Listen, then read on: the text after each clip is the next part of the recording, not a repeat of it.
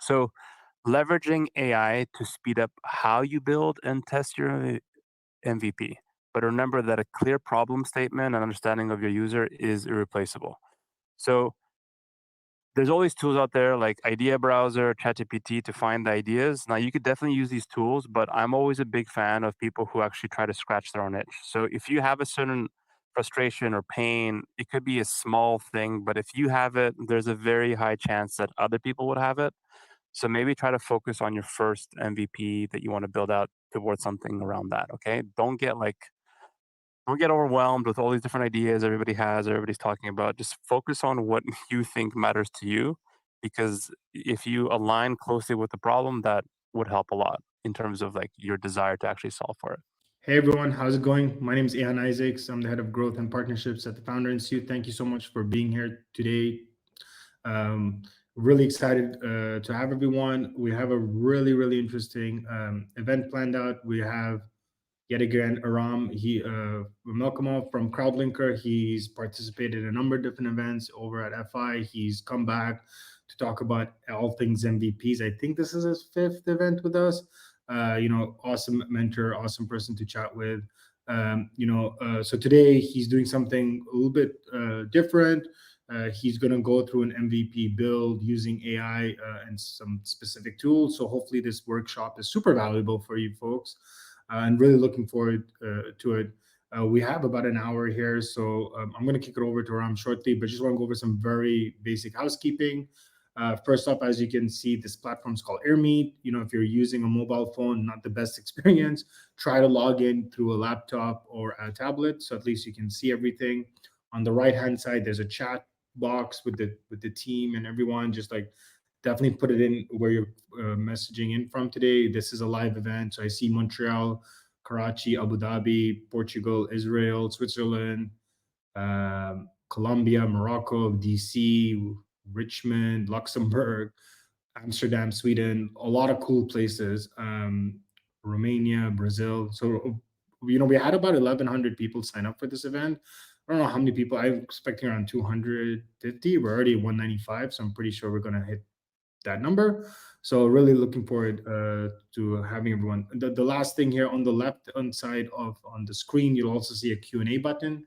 Use that to feed us questions. We'll use that towards the end if there's time. We'll take care of that.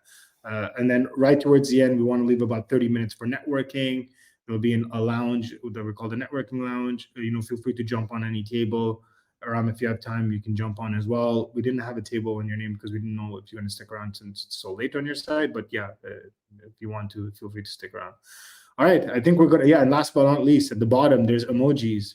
So if you think whatever Aram is saying is relevant, thumbs up, wow, heart emoji, whatever you think is the most relevant.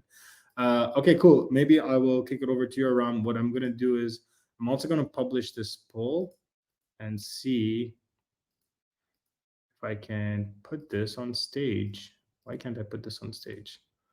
Oh, okay, weird. All right, never mind with the poll. On the left-hand side of the screen, you'll also see a poll button. I put it up there. I don't know. Usually I can put this on stage, but it's fine. Maybe around while I try to figure this out, do you want to give an intro to yourself?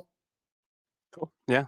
Hi, everybody. Nice to meet you all. I'm very excited to be here again. As Ian said, this is my fourth or fifth time doing a webinar with Founder Institute. So I'm calling in from Barcelona in Spain.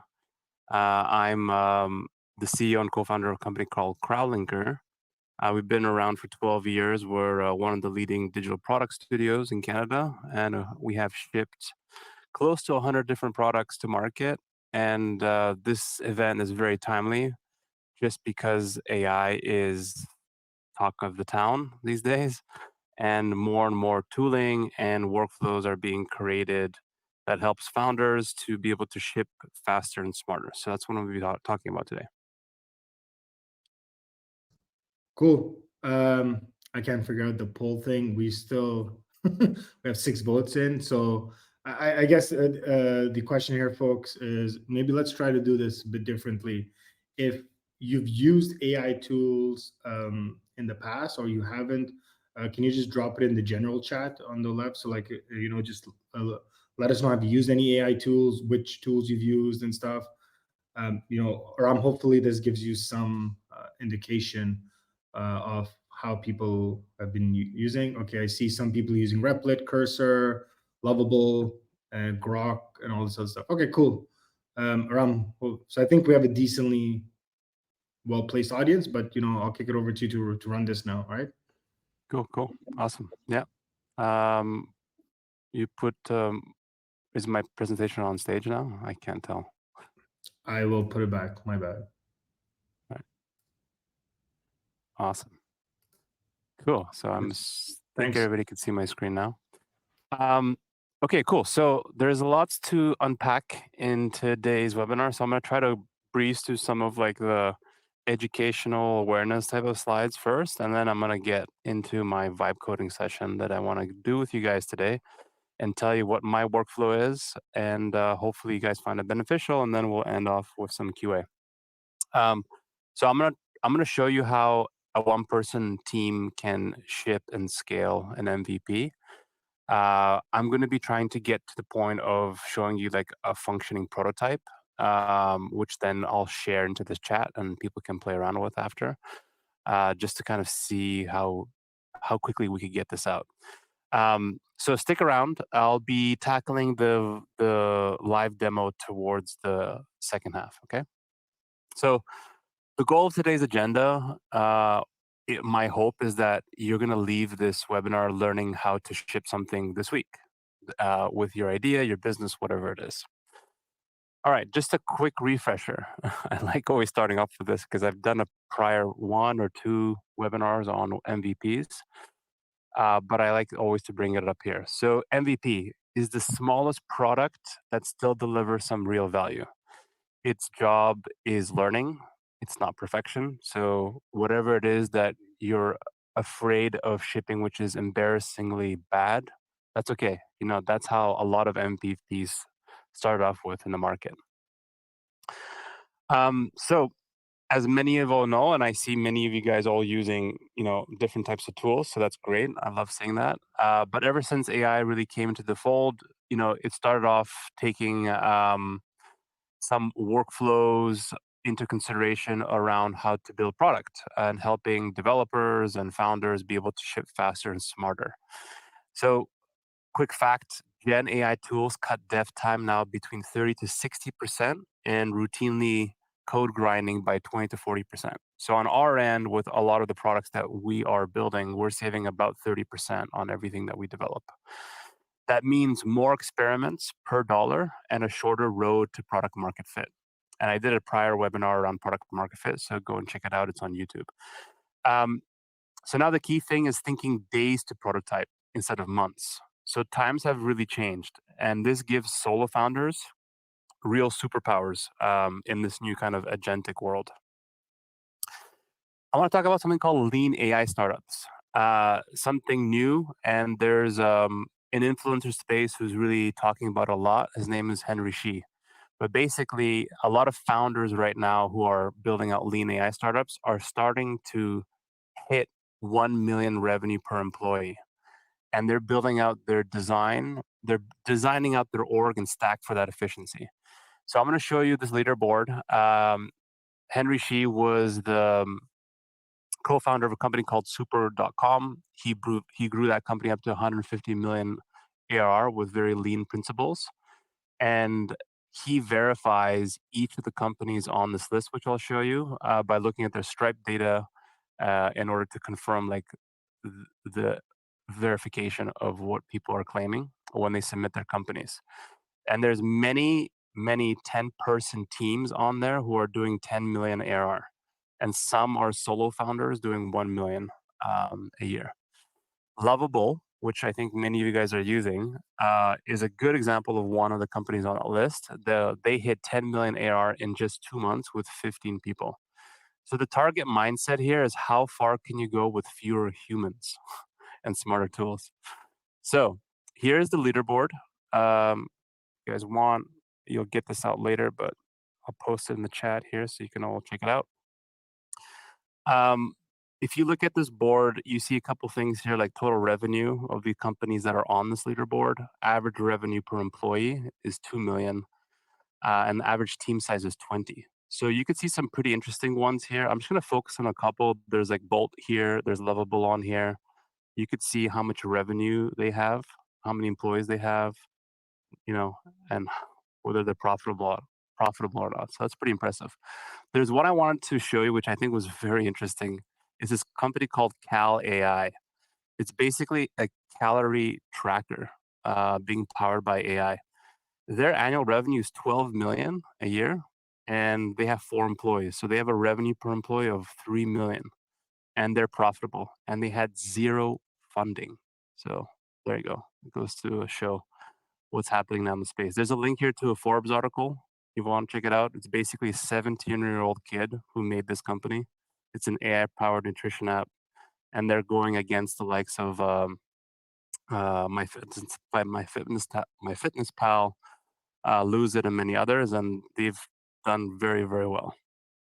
And here's the website.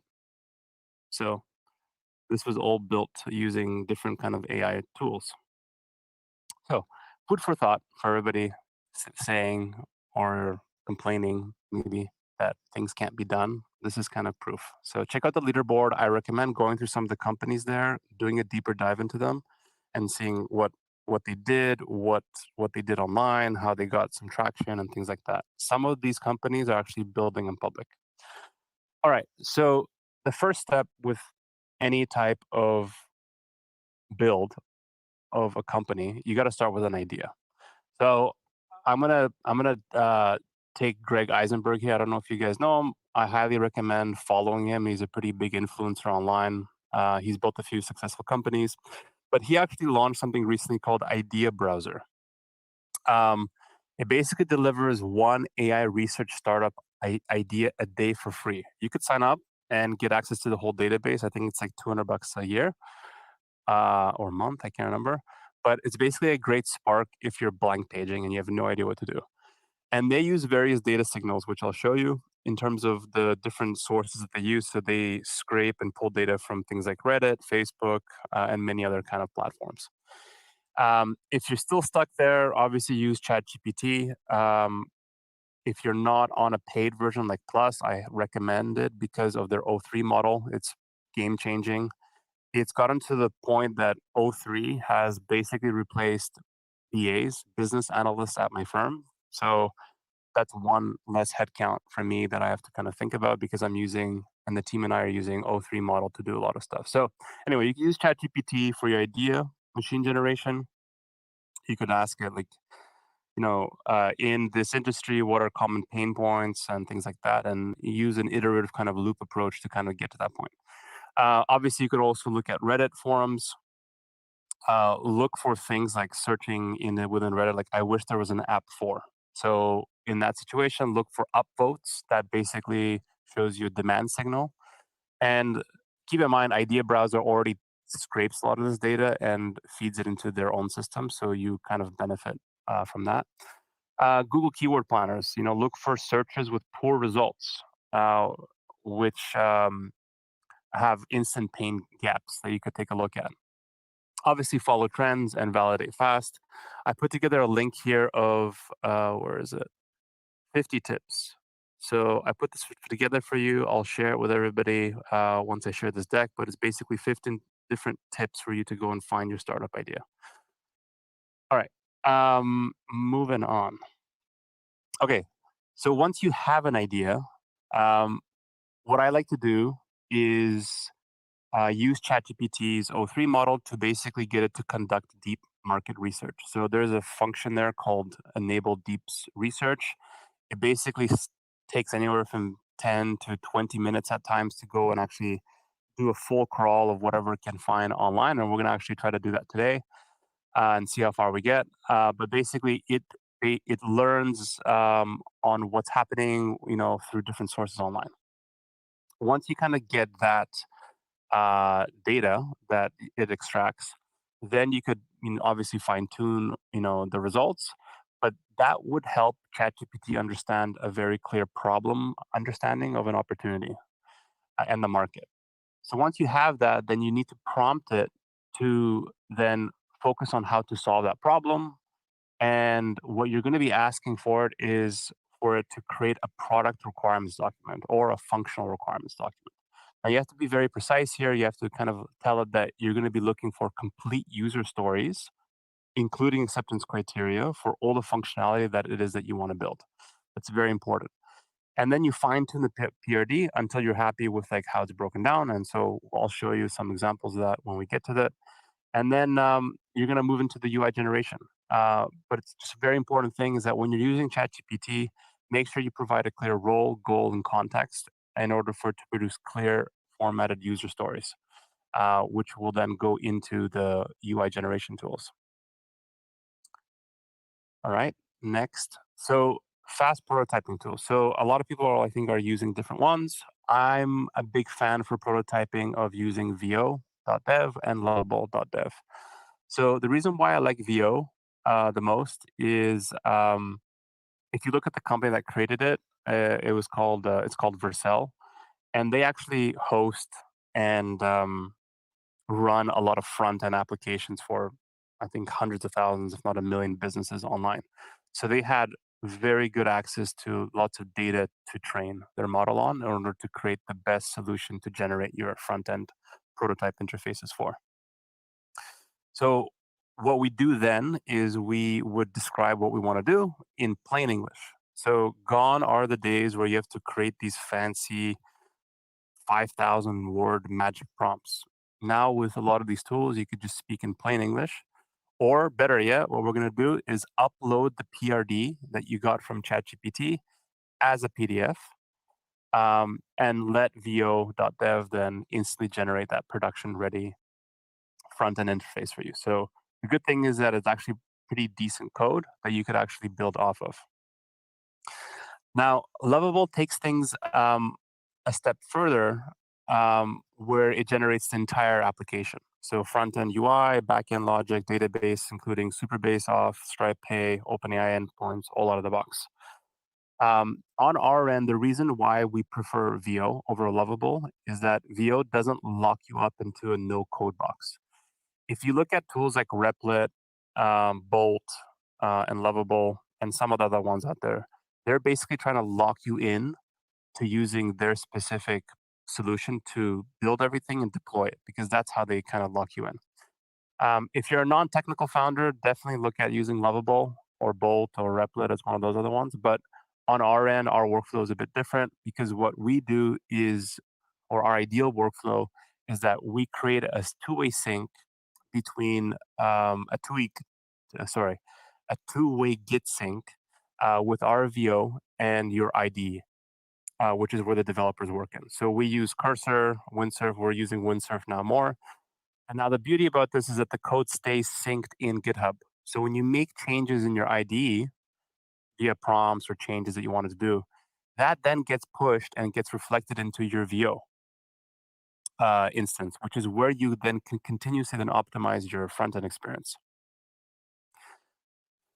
So yeah, this workflow basically allows you to ship things very, very quickly. All right, the coding side. I'm not going to spend a crazy amount of time on this. I'm basically in this specific time that I have with you guys today. I'm going to try to get to the point where I can create a functioning, working prototype. But we use a few different tools. So Cursor is basically a VS Code with superpowers. It has inline chat, refactor, testing capability. You can prompt it to refactor this or write tests, and it kind of does it. Windsurf takes it a bit step further. It's kind of the first agentic IDE. So it could do multi-file auto fixes by you working and collaborating with that AI agent. And then Cloud Code, which is pretty new, then excels at being able to compile, test, self-heal loops. So these agents that you can interface with can now fix TypeScript tests alone. Now, together between all these different tools, our dev team saves, I want to say, 10 to 15 hours off every sprint. If you really want to level up your game when it comes to user experience, because obviously the more data that you have or the more references that you could get access to, the better. But if you really want to kind of upscale your design creation process, then I would recommend this flow.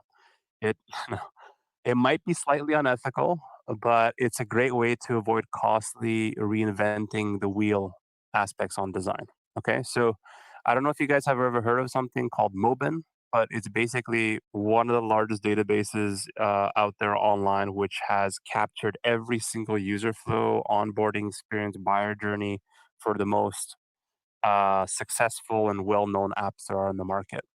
Um, so what I would do is I would go on Mobin, I would scrape or mine very proven flows from top apps. So for example, like Uber's booking or onboarding flow, I would go in, I would capture that. Then there is a one-click copy to Figma via a plugin. And then now you have those designs, in Figma as editable wireframes. The next step is then using Windsurf Cascade, where you can connect, via Figma token and then prompt within Windsurf to rebuild the entire flow of what you have of your ride sharing, say MVP, using these new designs that it has access to. And Windsurf outputs like React Native code with routing and forms. So the result of this specific cheat code, so to speak, is that you get world class UX patterns without hiring any UI team. And it can just adapt the visuals and copy for your niche. So I'm going to talk about our business workflow. So we always start with the problem, not the solution. So think of AI as being the engine, not the destination. Then you laser focus the scope. So really focus on that one core job that your product want to do, and make sure you're providing that value and build only that first.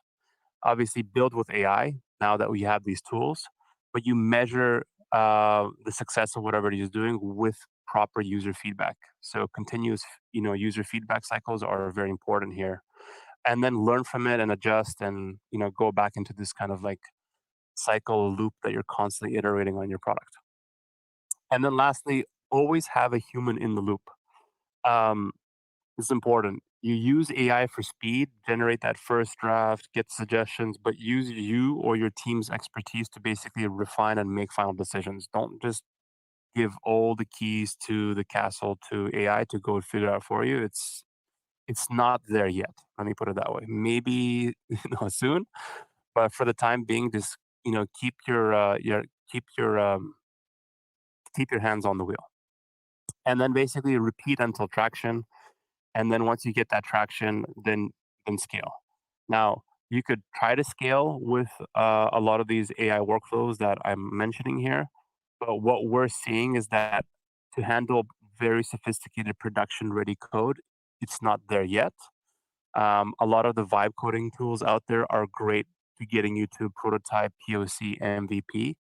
But then once you get to that point, you need to start thinking critically in terms of, okay, like how extendable is this? Where can I go from here? As things to keep in mind. All right, so I'm going to tell you about our specific build workflow that we have. So what we do is that we typically build 70% of whatever we try to conceptualize or prototype within VO. Um, Now this is important. We don't want to jump to code immediately. We try to complete all the core screens, page routing, and all that within VO. Um, Once the base is solid, we then sync the VO project to GitHub, and then open the repo inside of Windsurf. And this is where we switch from visual to then code prompting. And the reason why I do this is because since VO handles 70%, Windsurf's help comes in and fix and optimize the remaining 20%. So here it's like where it could handle error handling, fallback logic, all that kind of stuff within the IDE. Now, important to know here is like you can use Windsurf, and I have a bonus content here that I got from online of somebody doing this all within Windsurf, and it's captured. And he's not a coder, but um, when it comes to more complex product builds, like you're gonna start hitting some walls, and that's where you're gonna maybe need to bring on a developer to help you. But if you're a non-technical founder, I think using the agents within Windsurf, you could get far enough that you could actually have like an MVP, um, but you might get challenged eventually. Anyway, Going back to this, once we make any kind of the fixes or changes that we need to do in Windsurf, then we push all the changes that we did back into GitHub, right? That's our main repo. Now, the beauty about this is that then VO auto syncs. So it sees the new changes that we pushed. And once we're done fixing and refining everything in Windsurf, we then can see an updated code within VO. Now, the beauty of this is that then everything lives back inside of a visual editor again. Now, Windsurf is great for logic, like coding and things like that, but not for UI fine tuning. That's where VO comes very handy again because then you could go back into VO and resize any of the buttons, add logic to any components. You could tweak the layout and adjust any kind of styling visually within VO. And obviously, if you need to kind of go back, you could kind of keep this loop going. All right, cool. So good. I'm gonna try to see if I could get this done in the next 20 minutes. So I'm gonna start the live demo now. What we're gonna be vibe coding. So I'm gonna aim to see how far we could get in like 15, 20 minutes. The timing, I'm gonna be doing this live. So a couple disclaimers I want to point out is that the process matters more than perfection.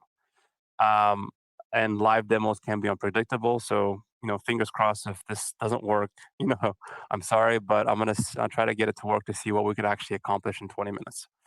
The goal isn't to create the perfect solution on the spot, but it's really to demonstrate the process of leveraging AI for rapid prototyping. Okay. So, what I'm going to do is I picked an idea.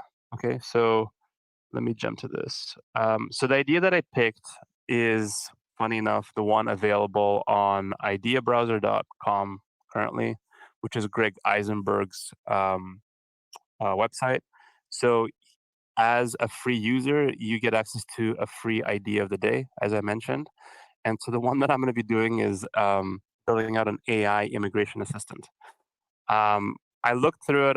I thought it was pretty good. I think it's something we could maybe come up with in the time that we have. But I'm going to be doing a bit of a spin on this because this is very much more of a B2C product in the way it's positioned. And I'm a big fan of B2B because it's easier to find the businesses, it's easier to interact with them, it's easier to sell to them. So I'm going to try to tweak this in the time that we have towards a product focused to a B2B perspective. Okay.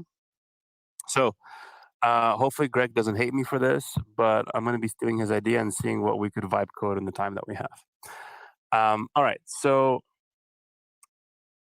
I have a copy of this as well, which I have saved here as a link that you guys can access to because after today, this is not going to be available to anybody to view anymore. So I saved a PDF copy of it here uh, just for reference. All right. So here's what we're going to do. We're going to open up ChatGPT. So I have my ChatGPT open.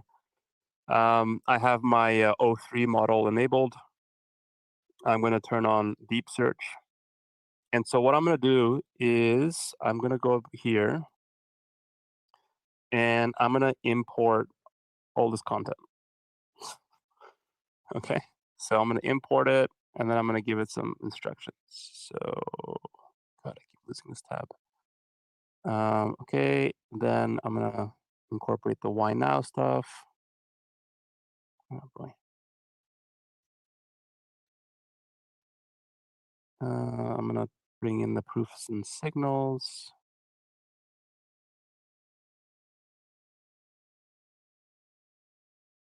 Market cap.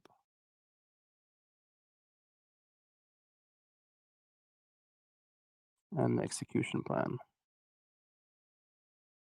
All right.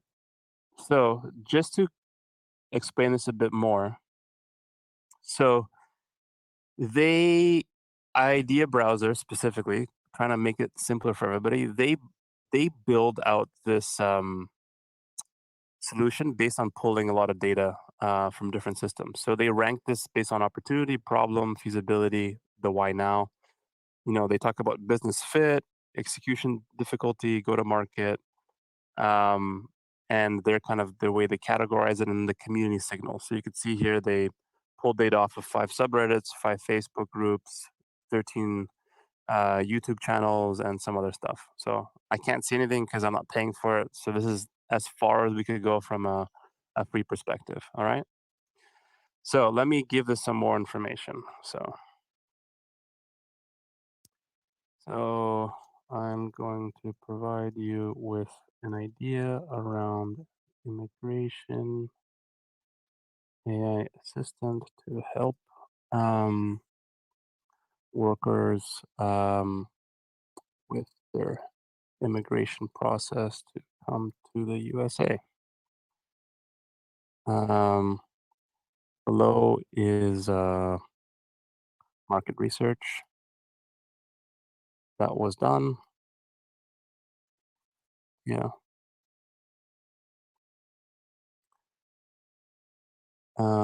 Now let's give it some instructions. This current idea is based on a B2C approach.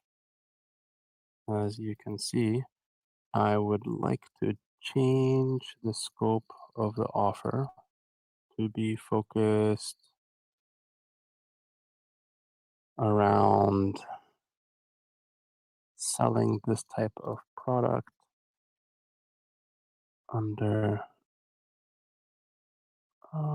under a B2B offer by targeting immigration firms, law firms, etc., to help them better manage their candidates who are going through the immigration process. You are you are to review the information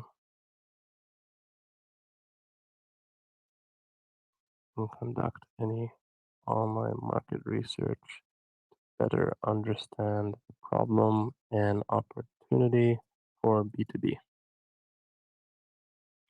All right, I think that's enough. And there's a lot of relevant stuff here, but it's fine. Just to see what it produces. Lastly, you are to ask me any clarifying questions before starting. So I like to do this because um, it sometimes asks pretty good ideas. So let's see what it comes up with.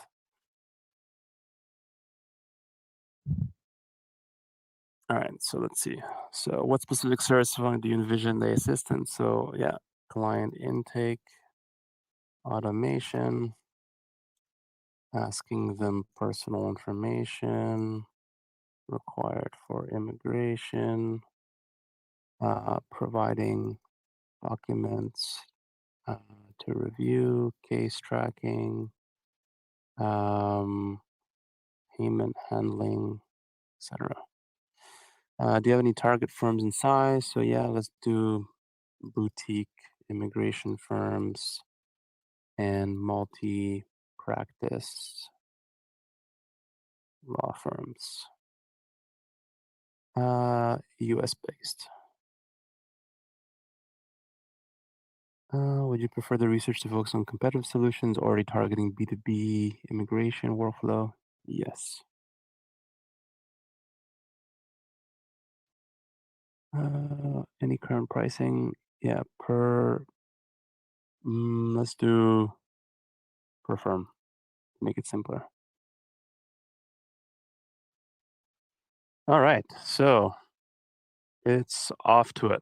So this process can take 10 minutes. So while this is done, I mean, while this research is being conducted, then I will continue into the rest of the the deck, and then I'll come back to this, and then we'll jump back and forth. It's just this might take a bit, but I'm doing this live, so I hope you guys understand. I want to be as transparent as possible so that everybody can see the exact steps I take and learn along the way. Okay, so basically, the next step after that, we're gonna then create a PRD. So I have a link to a blank PRD in my Google Docs that I'm gonna have.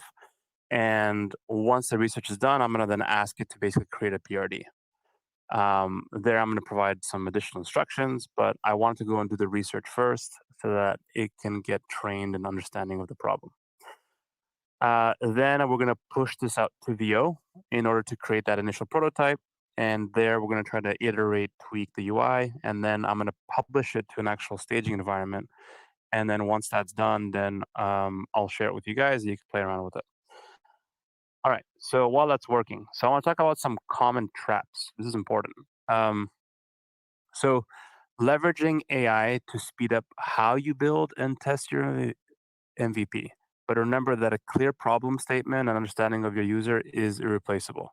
So there's always tools out there like Idea Browser, ChatGPT to find the ideas. Now you could definitely use these tools, but I'm always a big fan of people who actually try to scratch their own itch. So if you have a certain frustration or pain, it could be a small thing, but if you have it, there's a very high chance that other people would have it.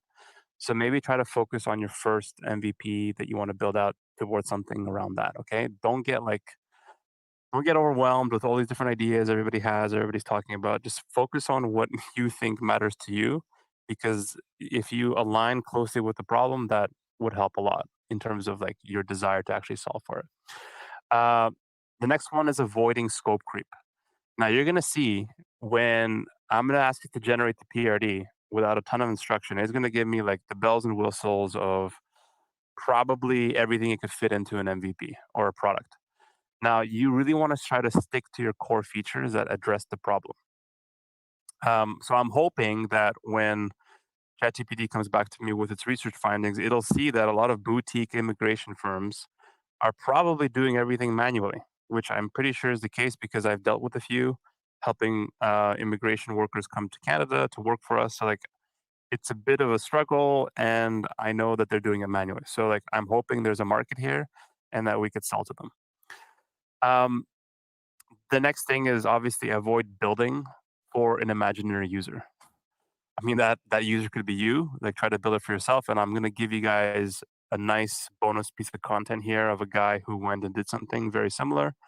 And he captured it all in video, and I think he did a fantastic job of showing it. So I will give that guys to you at the end as a piece of content. Um, but get out the prototype, get it out to as many people as you can. So, like, if any of you guys on this call by chance happen to be working in immigration, perfect. You are going to be my first target customer.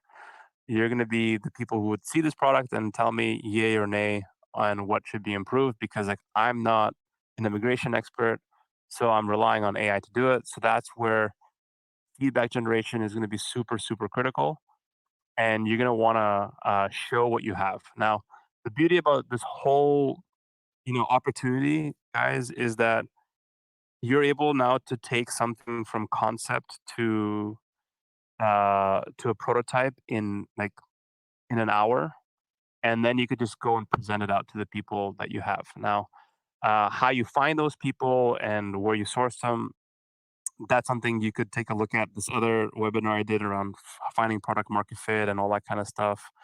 But there's a big thing going on where people are building in public. They're publicly showing exactly what they're doing every day. Super helpful to provide that visibility. The guy who I'm going to show you the piece of content around, Alex Finn, created something called Creator Buddy. Now he has 300,000 followers. So when he was talking about building this product, he got already a lot of like early validation of like, yeah, this is cool, something I would use. And he got to like I think 100. He claims he got to 100K ARR in day one. Now, obviously, when he posted the product out to his following base on Twitter, which he has 300,000 of, um, he already had a distribution channel. So think about your distribution channel. Think about where these people are. You could use tools like Instantly, um, which now has great new features where it has a co-pilot to be able to source your ICPs, to enrich their contact details, to create the email campaigns, and to launch the email campaigns. And I think I'm paying less than $100 a month for that type of tool. So you could use that tool to um, hit up your target audience, whoever they are, and get them a link to the staging environment that we're going to have today, and be like, "Hey, what do you think?" And hit up. In our case here, it's going to be immigration or law firms. Okay. Um, So the thing I want to talk about is like when using third-party AI platforms like GPT, be very careful about what data you feed to them. I've heard some horror stories of people giving a lot of proprietary or even PI data, like customer data, into these things, and it creates leakage and things like that. So just be very, very careful. Um, and I kind of already mentioned this, but like, don't get into this mindset that you build it and people will come. Like, figure out and spend time on your distribution channel. It's very important. A lot of people think build it and they come, but um, anyway, let's keep going. Uh, so key takeaways. Um, we're really at an unprecedented time where a single founder can go from idea to a working prototype in a matter of days or weeks using these tools. So, like, I have a very basic playbook that I showed you guys here today. Remember that AI just gives you like the tools, but you must kind of choose the destination and how you kind of get to the end. The key takeaway really is to empower yourself. Don't wait, and I'm gonna go against what I'm gonna say, but like I run a consulting firm, but don't wait to go and hire a company like mine to build out your product or hiring your full dev team. Just go and do this yourself. You can do a lot now with a lean team, especially with helping with the help of AI, and then bring in the right experts when you need to. But try to keep it lean. Try to get to the point where you're gonna get to 1 million per employee efficiency. That's like the end goal. Um, a lot of people are thinking about, a lot of VCs that I'm speaking to are thinking about, is it possible to get to 1 billion per employee as like the next threshold, right? Like, can a solar founder become 1 billion a year AR company under one person? Possible. A lot of agentic systems are coming to play where they can all work together. So who knows? It could be possible. Um, so I did a quick calculation of the cost. So it costs $80 basically with the tools that I outlined to get started today. $20 a month, ChatGPT Plus, $20 for VO Premium, which I'll show you, and then $20 for Versal Pro, and $20 for Cursor. Um, so I think with $80 you could get started with something pretty impressive. So pick an idea, your own or idea browser, start using ChatGPT, create that PRD, create a prototype, and share it with people and iterate. All right. So this was the bonus content that I had here. I want to show you. So there's a video here of a guy who spends 30 minutes. His name's Alex Finn, going step by step. He has like 6 steps that he goes through, and he ended up using Bolt instead of VO because he had some issues. But he used Bolt to build out another app idea, in the recording. And then he used Windsurf. So you could see how he interfaces with Windsurf. He's not a coder, so he's just talking to it using plain English, and he was able to get this app built very quickly. All right, let's see where we are at with our stuff. Okay, so it's still reading a lot of stuff. All right. So while it's doing that, you see, this is why doing live demos is challenging. Um, what I can do. Aram, maybe good stuff so far. Maybe why don't we do some questions while this is round getting done? Perfect. Let's do it. Um, so I'm just gonna go through this. So yeah, just for people, we are gonna send out the recording. Aram, shoot out the links later on to us, and we'll get it to everyone. So yeah, you'll get the PDFs and all this other stuff. All right. I'm gonna show this question. I don't know. Can you see it as well, Aram? Or you cannot? Yeah. How friendly are these tools for founders with no technical background? Yeah, very friendly. Um, I used to code early days on my first startup, but I don't anymore. And there are some prototypes I've been building without any newer technology understanding and things like that. So my workflow, that is the one I went through. I use ChatGPT to come up with the requirements. I feed into VO. I connect it to Windsurf, um, and then I just interface with it purely via like a prompt chat interface, and that way I could get my MVP kind of built and running. Perfect. Thanks. Sorry, just a quick housekeeping. I know this event is for the next 15 minutes. It looks like we're going to go over So whoever needs to hop off, feel free to hop off. We'll send you the recording because looks like we're going to be here for a minute, but that's fine. So whoever can stay can stay. I'm sure Aram will finish the event until he's there. Okay, cool. I'm going to do another couple questions because it looks like this thing's still working. Matthew from DC is asking, can you say more about a two-way Git sync? What does this workflow look like? Yeah, sure. So in VO, if you can see my screen now. So this is vo.dev. So I'm signed into the account right now. And the way it works is you connect your GitHub. I'm hoping to do this with like an actual thing, but let me see if I could show you something else. So maybe let's take a look. Okay, so here's another project I'm working on.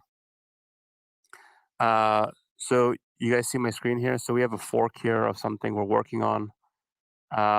You see here the connect to branch. So what you do is you connect your GitHub. Um, this one's currently broken, but then you select the branch that you want to create, and then you basically commit the code that you have in here into your GitHub. That's it.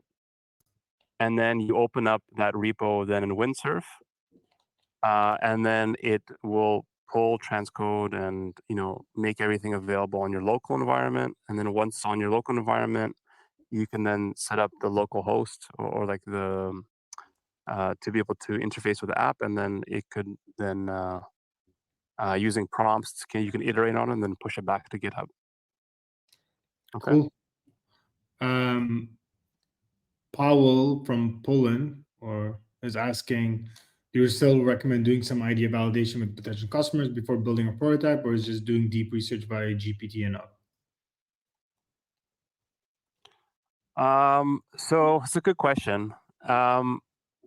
Yeah, I would say it depends.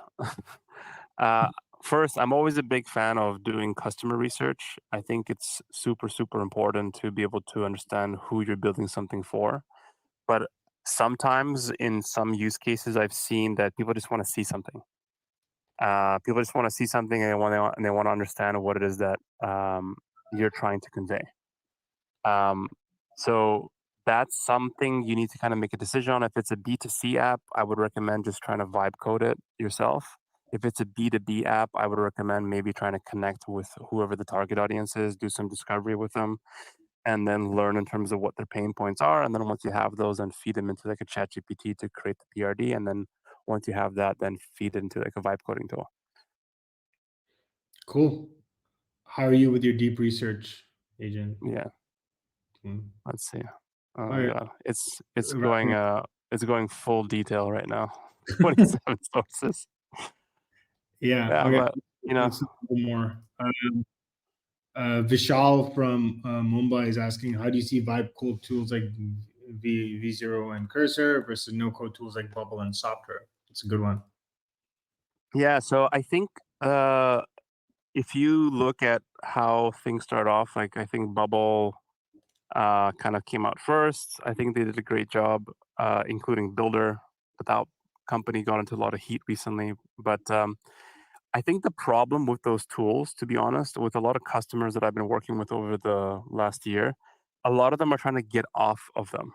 Like a lot of customers trying to get off Bubble. They're trying to get off and they're trying to move to more of a controlled code base, which they own.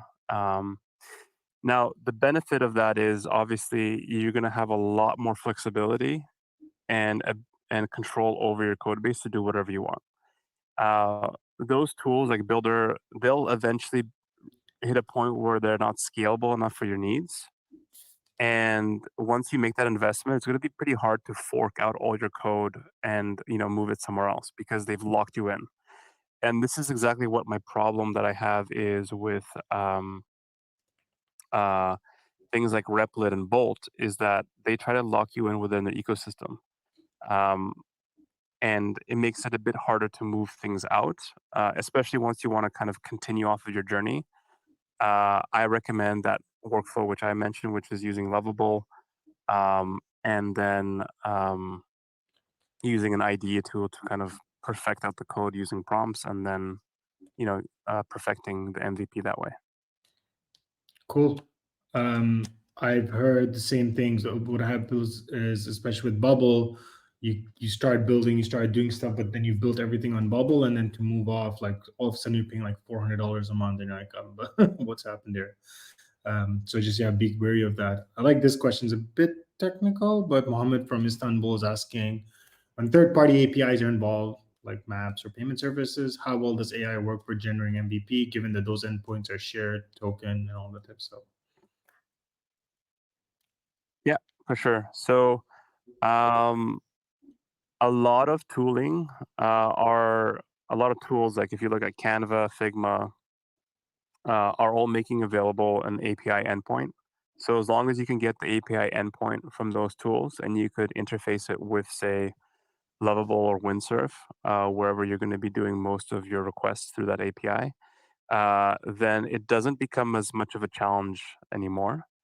Um, so there's something becoming more widely available, like MCPs, where more and more companies are creating ways for you to interface with their products and solutions. So like I would say it was a challenge before, but not anymore because a lot of companies are even moving to like usage or credit based tiers where you get charged for whatever things that you use Awesome. from the API in terms of tokens. Yeah.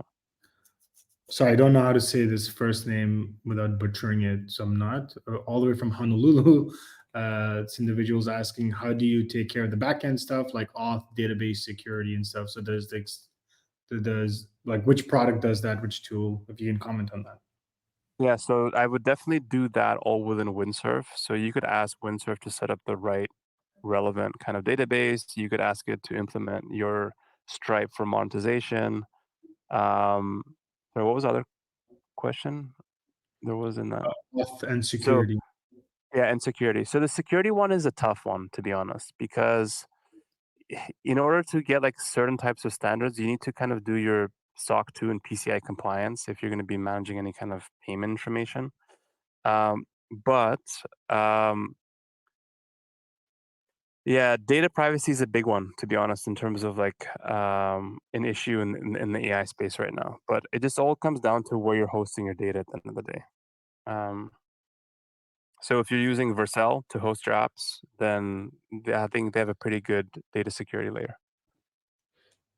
Okay, awesome. We have a lot of questions coming in, and I'm trying to avoid the ones that you've already answered. Yeah. Around security, non-technical. Build actual. Yeah. Sorry, guys. This is taking forever. This is the longest one I've ever had, surprisingly. Try refreshing the screen. What will happen? Will it just all disappear? Let me see. Sometimes that happens.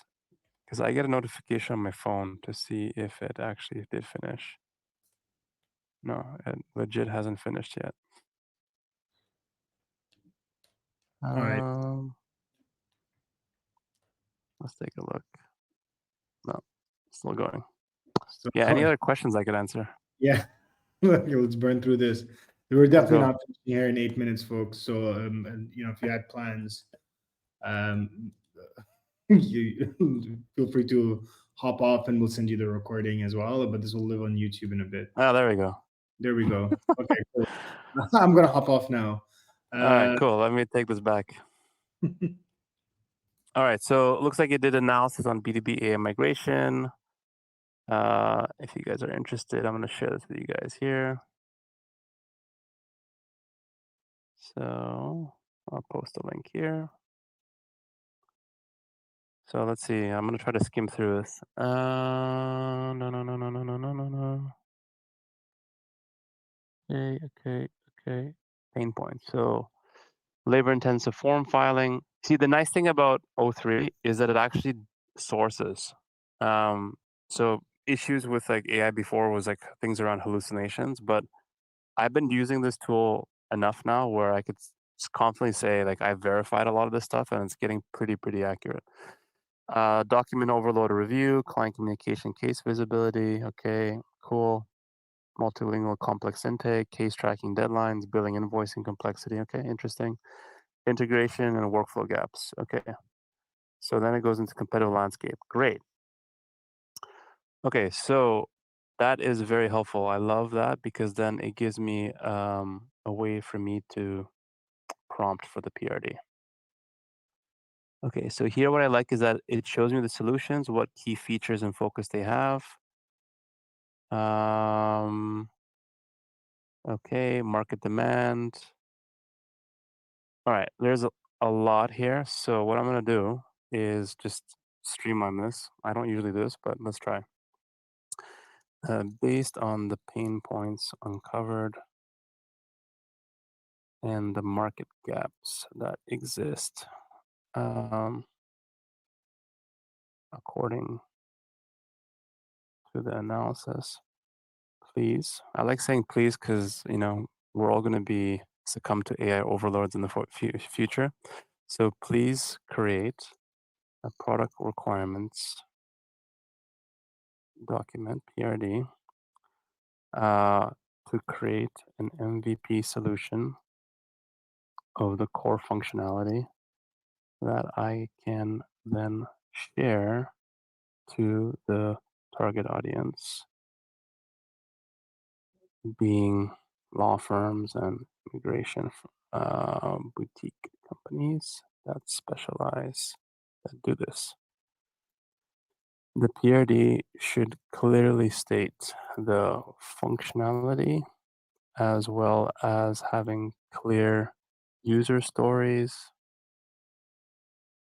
broken out for each functionality as well as acceptance criteria, which I will then feed into another system to generate the UI prototype. Ask me any questions you have.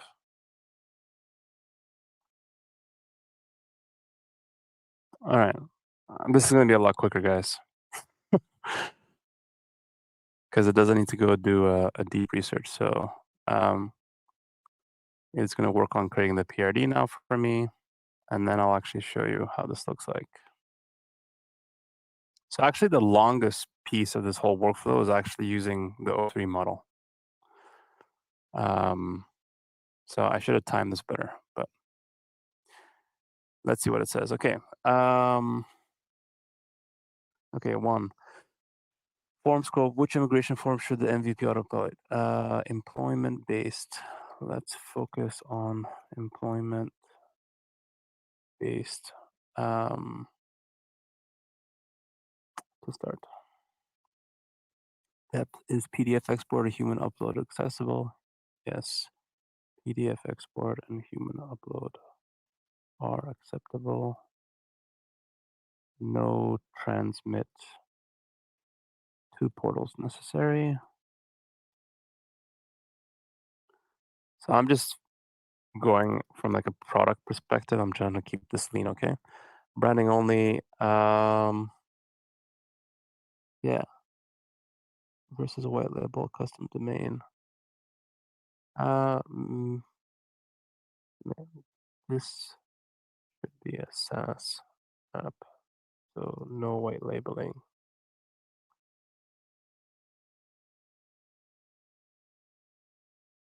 For existing, which practice management CRM or document should we plan? Okay. Plan integrations for Clio and my case only. So I have no idea what these are, so I'm just kind of going along with it. Okay. Preferred Stripe payments. Okay, so Stripe for payment. Do target firms require SOC 2? Yeah. Or is end-to-end encryption sufficient? End-to-end encryption sufficient. Start.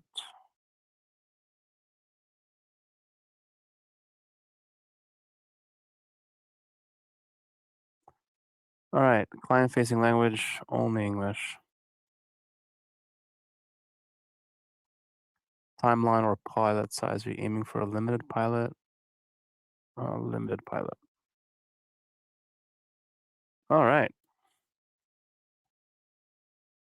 All right, we're at time now, so let's see how fast we could go. I promised 50 minutes, guys, but I'm sorry, ChatGPT O3 model took a very long time to do this. But basically, what we're going to be doing next is we're going to be creating a new chat. Let me start off with the prompt here. I will provide product requirements document for B2B product targeting immigration firms. You are to create a prototype based on what is in the PRD. So simple. No fancy prompts, nothing super crazy. Okay, great. So I'm just gonna. So let me go through this quickly. So purpose and vision, this is good. Document upload review, target users. So these are my ICPs, MVP scope and functional requirements. So broke them out between higher level kind of epics, so to speak, um, um, for us to consider, including key user stories and acceptance criteria. Then I did ask it to um, think about the user stories. So the non-functional requirements piece, like, it's not totally needed. You can kind of skip this stuff. It tries to like overthink things for you, not very relevant. But the user stories and acceptance criteria, the detail, this is super important because this is what VO and other tools are going to be using to get a very good and clear idea in terms of what they actually need to design and build. So you could see here the different kind of epics, the success metrics. So form field auto population accuracy, it has to be 90% accurate. And then there's like the stuff around release pilot, out of scope stuff, assumptions. Okay, good. Good enough. Let's go. So I literally copied and I'm gonna paste. Okay, so nothing fancy. Then I go file, download PDF. Okay, I get the PDF. Then I go back to VO. Now this is a new project. I'm gonna be using their VO large model. Um, I'm gonna upload this from computer. As you can see, you could also do it from Figma. So it's gonna upload. Now let's just go. So let's see what happens. Um,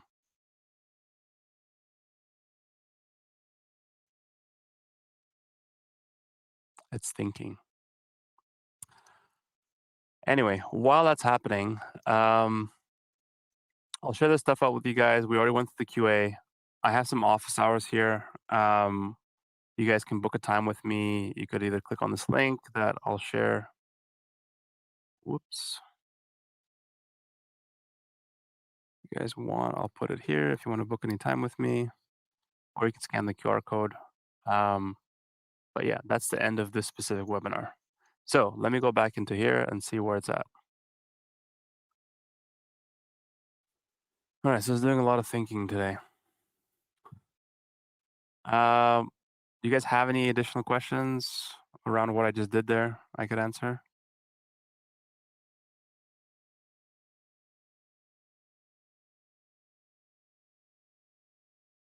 All right. So as you can see, there's been a bit of an update. So it's read through requirements. It's going to be focusing on the visual representation of the core features.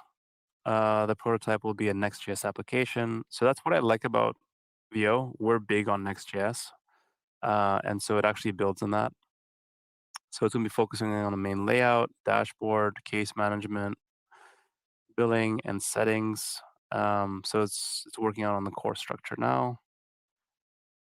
So it might take a couple minutes here as well.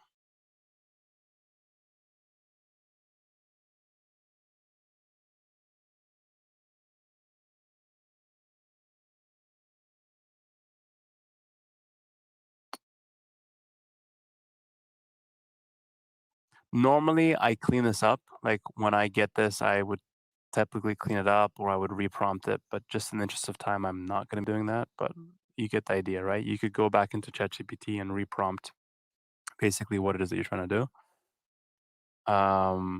so that it has a more clear instruction set at the end of the day.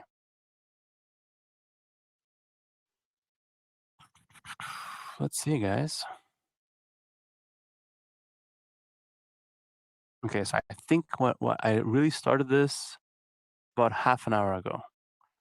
So it's gonna take at least a half an hour, if not more. Hey, All Aram. right, wow. Hey, Hey, folks. In case you're wondering why am I here and not Ehan, Ehan had to hop off real quick, but I will be here helping Aram close the event out. My name is Daniel. I'm a part of the Founder Institute marketing team. So, Aram, while we wait for this, do you want to maybe go through a couple of questions? yeah, Awesome. Okay, so I see here we have a question where somebody's asking, like, when do you decide like this is the time for the help of a professional versus AI, right? As someone who's been helping people build applications, like, yeah, when do you make that decision? yeah. Good question. I think the simple answer to that is when you're stuck. Like, Yeah, I've seen this a few times where people or founders attempt to do it. Like, they get so far as building out the PRD, they build out something in Lovable.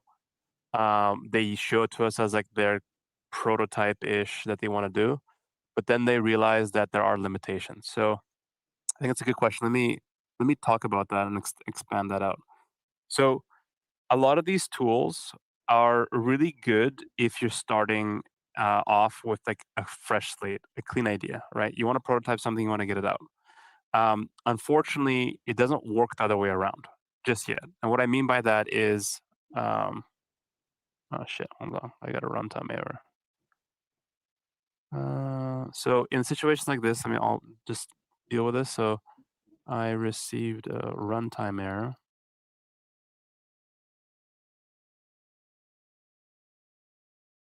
Please fix. All right, so let me go back to the question.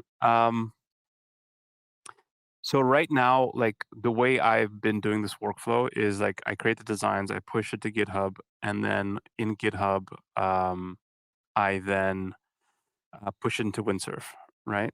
So right now, there's no way to do it the other way around for the time being, where you already have an existing design or existing app where you want to kind of push it through Windsurf into VO.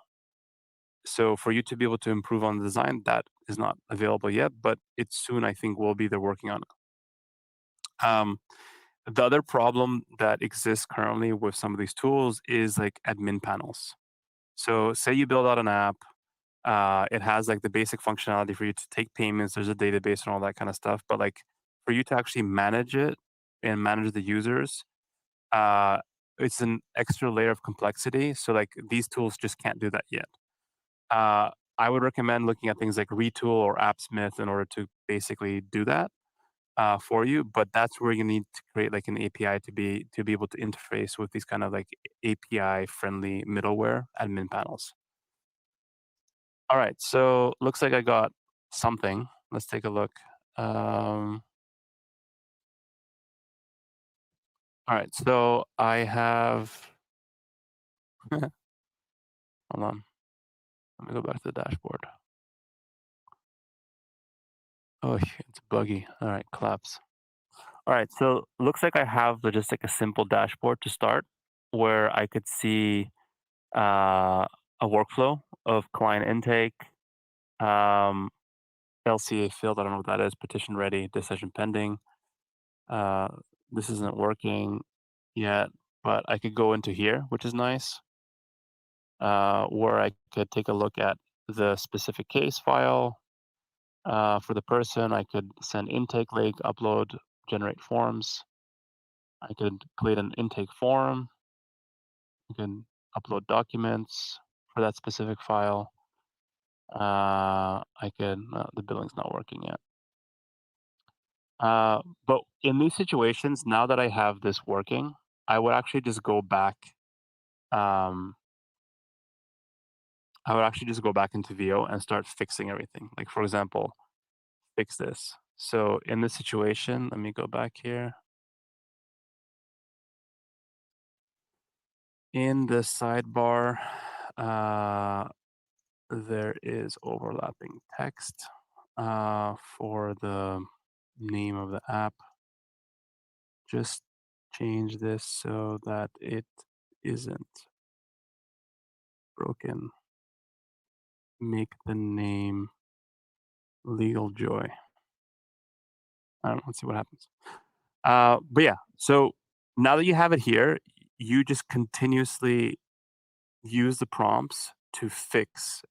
So if things aren't working, like for example, you saw that it went to like kind of like a error page, that's because it hasn't generated the screens for that yet. So when that situation, you just tell it to generate the screens and it'll actually go and generate those screens that didn't properly get fixed. So it looks like,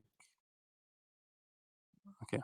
So there's some sort of issue here with like the dashboard overlapping. But anyway, I'm going to just deploy this just so you guys see. So I'm going to deploy to production. And I'm going to try to get you guys a link. So this is just going to be a link that will be shareable for you guys to be able to go through this yourself. While that's happening, any other questions I can answer? Okay, so I have one. I saw something in the chat here. Sorry, the Q&A. How should you think about scale when it comes to building something with with a tool like Lovable or just vibe coding in general, right? Like if you know this is something that you have to scale eventually, should you even begin with an AI tool? Definitely. I think the way you should think about anything when you do an MVP is it's throwaway. And I know that's probably harsh for a lot of people to hear, but an MVP's main job is for you to get something that you have in mind into a prototype state and then getting it in front of the customers, getting them to rip it apart, give you the feedback, and then going back and iterating on it. So very likely whatever you started with is very likely going to change. And what I like to say is like, don't focus on the solution, focus on the problem. And that way, when you're constantly thinking about the problem that you're trying to solve, then the whole solution is probably going to be changing. From a scalability perspective, like I think the reason why I like this specific toolkit or this workflow that I've been outlining here is it allows you to be able to continuously build on and scale from. Now, obviously, there's going to come limitations where like you need to build out other portals or other tools, and that's where you can start more integrations with other kind of elements. But it should get you to the point where like you should be able to get a pilot customer if it's a B2B, or if it's B2C, you should be able to get a couple paying customers to this approach.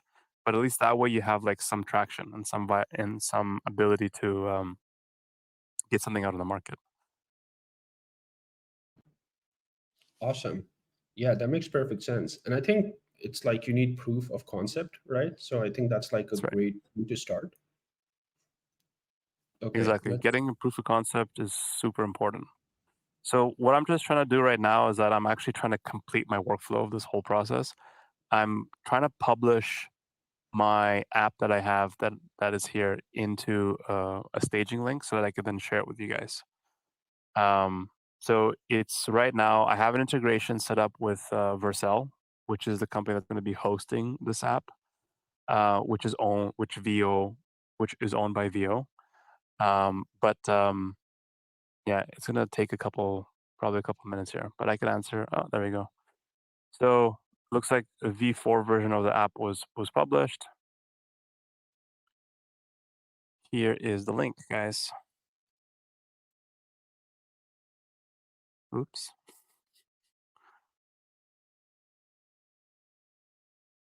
All right, there you go. Check it out. Rip it apart. Give me the feedback. Anyway, so I think that's a good way for me to kind of stop here in terms of like completing this kind of experience that I'm wanting to kind of show you. Again, I think this is a more complicated product that I decided to do. Normally, it's a lot, it's a lot smoother. It all comes down to the simplicity of like the product you want to build. So this is a more complicated one. That's why there was a few hiccups along the way. Okay. Any other questions? Awesome. So let me see. We do have a couple of questions. Maybe you could just kind of like really quickly go over them. People are asking, how do you pick the right tool, right? Even in terms of like if you're picking between ChatGPT and Claude, like what are some of the criteria you should be thinking about? So I've tried out all of them. Here's my 2 cents on it. Is ChatGPT, I think, is a bit further along than Claude or Gemini or Perplexity. I like the way that it works in terms of its approach, its research. It's the most cost effective one for me to get what I want. And then in terms of like the AI tools, like I like VO. I think the designs that it creates for more complex solutions is better. Um, in terms of the IDEs, I recommend Windsurf. If you're a non-technical person, I would recommend downloading the IDE. There's a free one. It's this one if you guys weren't clear. Um, here's a link to it. They do have a free one that you could get started on with, which gives you basically enough of a starting point. In the video that's done by Alex, he shows, I think, it skips, right? Because like nobody does these things really in 30 minutes because he does like pauses, but it basically shows how he ingested it into Windsurf. He talks about it. He doesn't actually show everything in clear detail, but I think he does a good job. But Windsurf is what I would recommend. It's pretty founder friendly. The other ones like Replit, I won't recommend. I would recommend Bolt over Replit. And then Lovable, I think, is moving fast. Every week they're releasing new features, and so is VO. It was only, I think, a couple of weeks ago that VO did the integration with GitHub, which then makes it into a powerhouse with the whole Windsurf integration, which I mentioned. So, like, definitely something that you can start using and playing with today. Now, just want to be clear, like in these situations where like VO starts struggling with the code, that's maybe a good time to switch to Windsurf. Now, I'm not going to do it just in the interest of time. This might take another half an hour, but I think I've gotten you guys all far enough to kind of show what is possible with this kind of like solution. And then the video, which is in the deck, gives you kind of another standing point to go off of in terms of like how to complete like that whole thing with Windsurf. But there's so many videos on Twitter, X, sorry, which people talk about how to do this as well, and they build in public. So like you have a lot to go off of. Okay, so I have one last question before we close this out. Let's say you are somebody who wants to learn how to build something, right? But you don't necessarily have an idea. Like, what's a good starting point? Um, I would just say start hacking it. Like, just start. Don't think about trying to like overcomplicate it. Like I didn't know this stuff. Um, I mean, I've been building product for a while, but these tools are all kind of new to me at the same time. And I just started kind of hashing it out myself, figuring out what prompts are working, iterating on the prompts, testing out different tools. Like in my initial idea for this webinar, I wanted to basically take a PRD and do it across Lovable, Bolt, uh, Replit, and VO. But like that would just take too much time. But that's something that I recommend doing. Like get all four up and running and start playing around with them. And the cost is nominal. Like some of them have free tools. Actually, pretty much all of them have free accounts with limited credits. But it should give you enough of a starting point to get started. Awesome. Yep, I think that's a pretty good answer. From my experience, in terms of like when we're trying to build out a tool, right? I think it's always good to go to what's familiar. And what we did was we started off with Bolt, and at the time, because it was like right at the start, there was like competition between who's better, and at that time, Replit was kind of better, right? But Yeah. I feel like just in terms of being a user, I found that familiarity to be way more helpful, because at the end of the day, in terms of functionality, they're more or less they're on par, to be honest, right? They are, and to be honest, it's it's a very competitive space right now. Like, if you look at GitHub Copilot, who was the first kind of like AI copilot for devs, that quickly became outdated with Cursor. And then after Cursor got popular, Windsurf came out and basically killed them. And then you basically have dev teams like mine moving from GitHub Copilot to Cursor to Windsurf. And then if Cursor releases something better, we might go back to Cursor. So it's like, it's a bunch of like jumping around. So like, figure out what works best for you. I do understand like investment in familiarity. Actually, one of the lead devs I know at a company, I showed them Cursor, and they moved from GitHub to Cursor for their entire engineering team. It was like, I think 50 people. And now I told him about Windsurf. He's like, "Oh man, like I can't move that fast. Like I can't move now my whole engineering department now to Windsurf." But that's just the reality. Like honestly, AI products are shipped out, every hour, and it's it's a lot of competition. And so I would recommend just like figuring out what you're comfortable with. Um, and the beauty about these tools, especially now with like some of these recent feature releases with like GitHub integration, is your code now is going to be living in a GitHub repo, so it's transferable.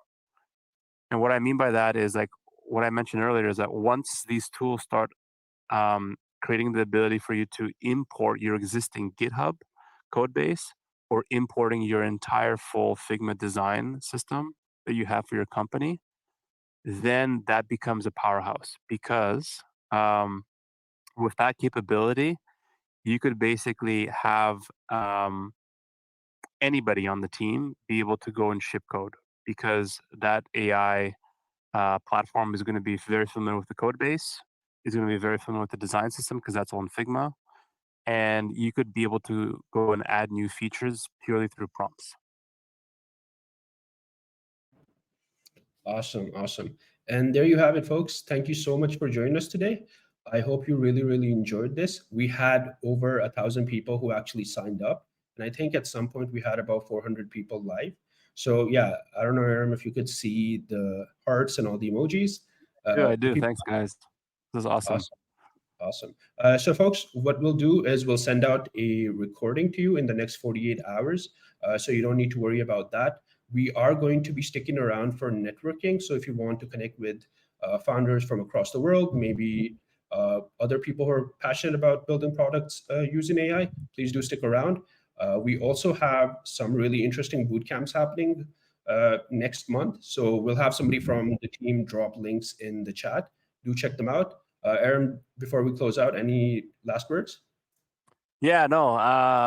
I hope you guys enjoyed this. I do apologize for going over and not being able to complete everything in the 15 minutes that I had set out for. But I mean, doing live demos it's hit or miss. That's why I said fingers crossed we'll try to get it done. But I wanted to be as authentic and real with everybody, just to show you guys what a real workflow looks like, and not try to sugarcoat it, or basically have files already done and everything kind of like ready, set to go, and like actually show you how I think through it, what kind of prompts I use. I mean, obviously it could have been better, but I'm just trying to keep it real. Awesome. And thank you so much for taking out the time to actually do all of this. As you can see, everybody loved it. So folks, that's it from us here today. I hope you have an awesome day ahead. We'll see you in the next one. Cool. Thank you, everybody. Bye.